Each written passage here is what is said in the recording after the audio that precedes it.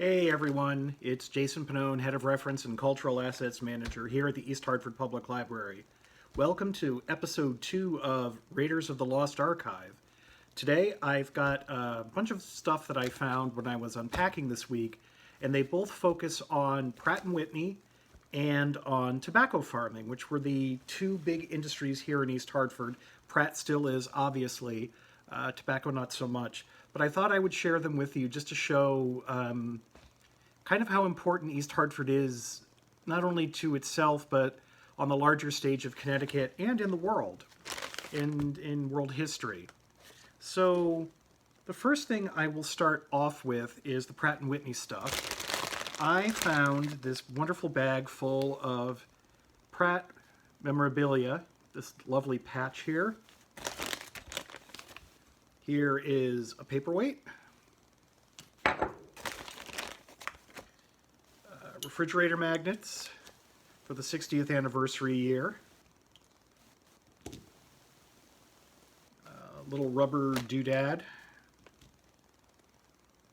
metal plate. We've got lapel pins. I'm going to get that a little closer so you can see it for the 60th anniversary. Key ring. Another metal doodad.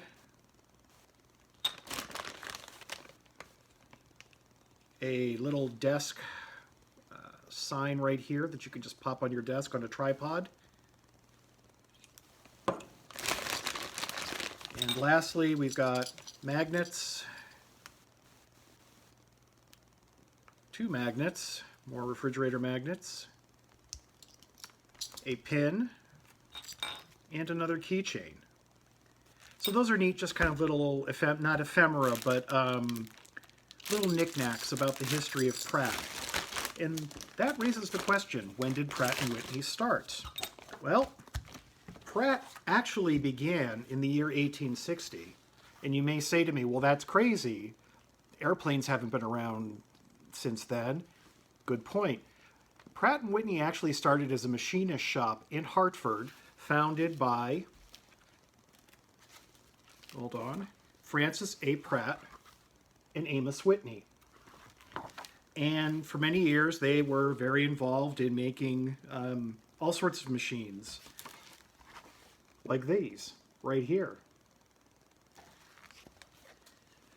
So it went along for a while, until 1925, when Frederick Rentschler and his group bought the company, kept the name to it, they bought the naming rights as well, to start making airplane engines. And here's a little bit of historical background. During World War I, the U.S. was very far behind other nations in developing airplane technology. The French, the British, the Germans, the Spanish, the Italians, even the Brazilians were very, very big into developing aircraft technology. The U.S. was kind of like, yeah, it's kind of a fad, it's going to go away, no one's ever going to use it. But the experience of World War I showed Frederick Rentschler and a few other people in the American military otherwise. So during that time and until about the mid-1920s, there really were no good American airplane engines. If you wanted a reliable engine, you bought a Rolls-Royce, you bought a French, you bought German, you would buy Italian. And Rentschler saw this was going to be a problem. So he and a group of friends, including Andrew Wilgoose, built the very first Pratt & Whitney engine, the Wasp, in this garage in New Jersey in 1924, I believe. I could be wrong. It could be 25, 26. But they built the engine, tested it, it worked perfectly, and it quickly became the engine for most American planes. If you've ever seen the Martin Scorsese film The Aviator, the Howard Hughes character played by Leonardo DiCaprio at the start of the movie, it's 1926, says he only wants his planes flying on Wasp engines.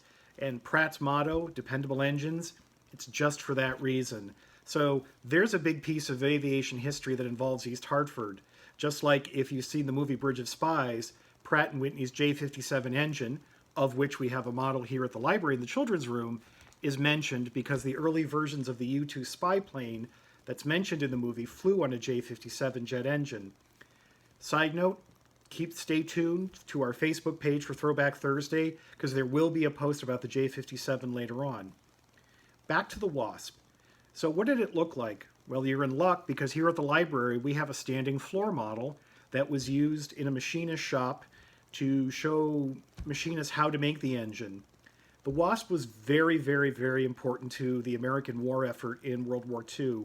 Most of the American military planes flew on Wasp engines, some variant of it, or the Wasp's big brother, the Hornet, which is why the East Hartford high school teams are named the Hornets. Another fun trivia fact. Anyway, I have just started reading this book called Foy and the Filipinos.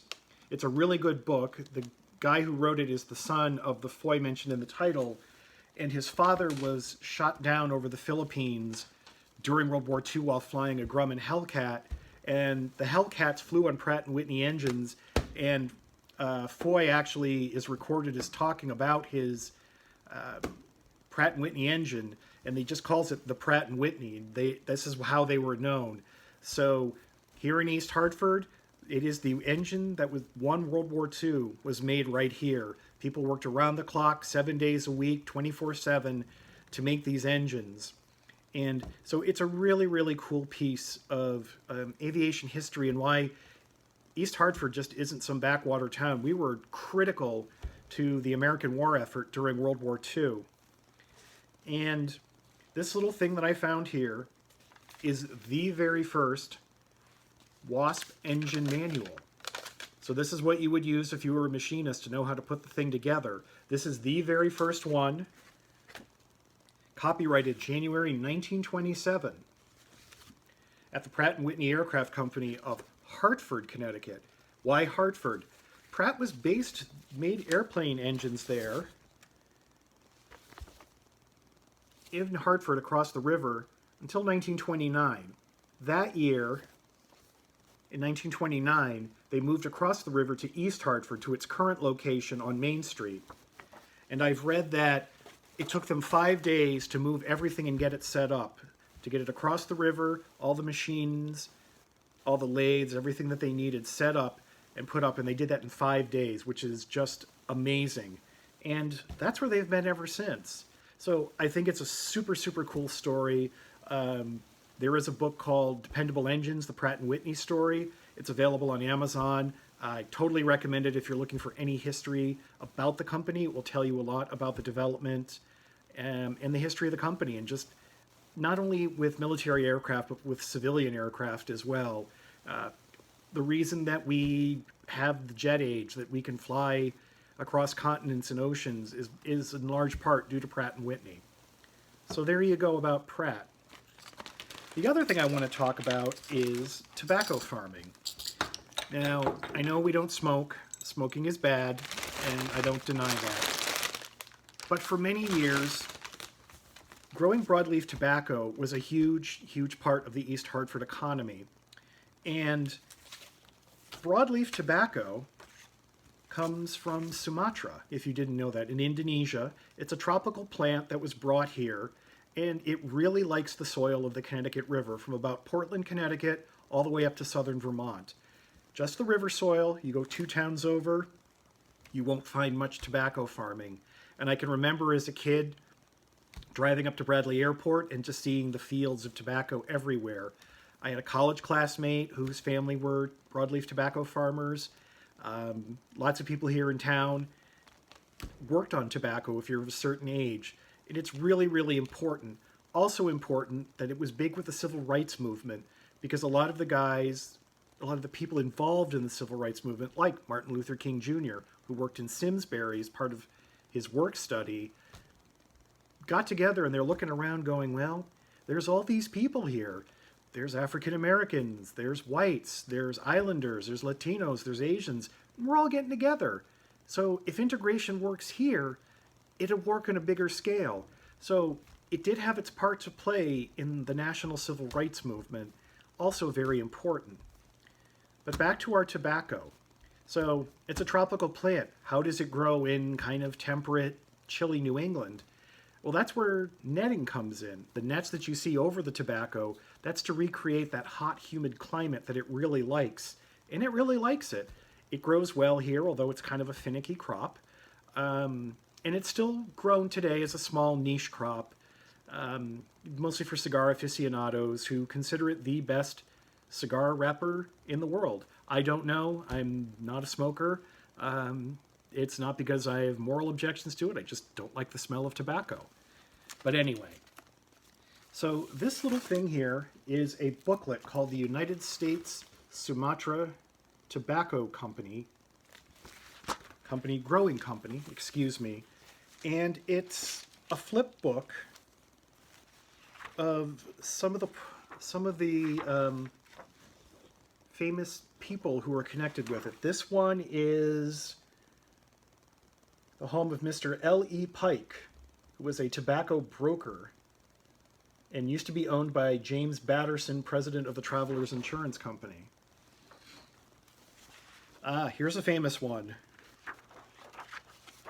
Mark Twain's house. Mark Twain was a heavy tobacco smoker and loved his cigars. So, kind of interesting. There's a neat little tie there to literary history.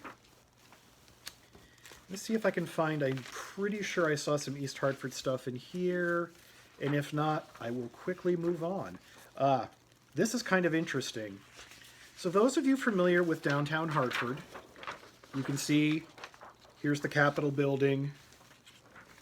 Right here, here's the Soldiers and Sailors Memorial. But wait, there's a river there. What? Well, that's the Park River, also known as the Hog River, which was buried in the 1940s, mostly for sanitary reasons. It's still there. It empties out into the Connecticut River. If you're along the Connecticut River, you can see the culvert where it comes out and empties into the river. So there is a river flowing under Hartford.